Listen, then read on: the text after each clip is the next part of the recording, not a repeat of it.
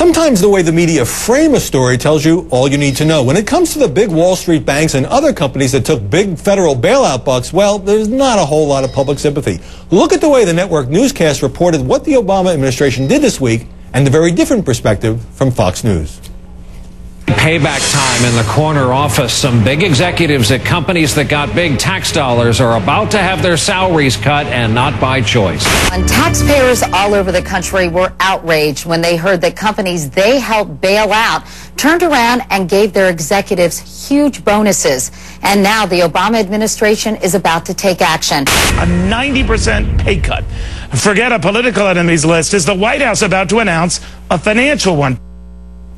Jane Hall, payback time. I'm not going to defend these clowns at these investment banks who ran the economy into the ground, but the underlying message in some of those newscasts and some stories I read were these SOBs deserve to have their pay slashed. Well, I think, you know, the networks are trying to be populist. They know where the popular sentiment is on this. Jonas Sarah, wonderful financial columnist for the New York Times, said there are problems with this. It doesn't look as good. When you look at it, maybe it's not such a good idea. There's more of a debate on that, I think, than maybe they reflected.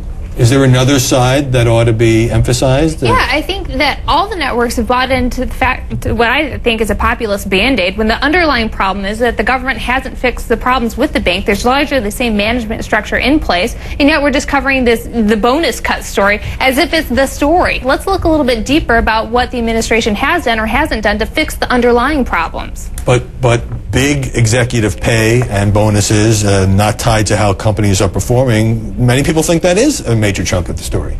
Yeah, I think it is. But, you know, you can hit Katie Couric for being too populist. On the other hand, did a report make note of the fact that Goldman Sachs, you know, Morgan Stanley, some of these other major firms are completely exempt from the rules that the pay czar is going to make.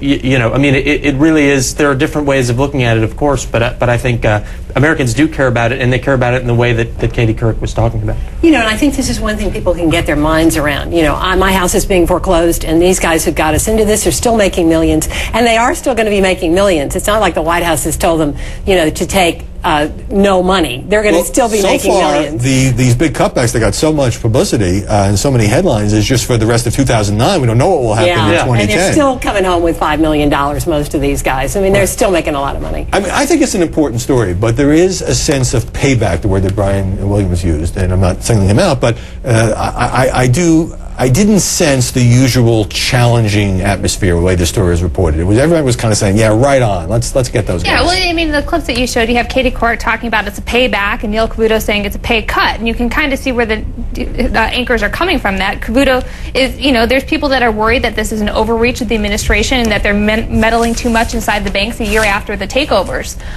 You know, other networks are saying, yeah, right on, cut their pay. So, well, you know, it's just how the different networks handle this story.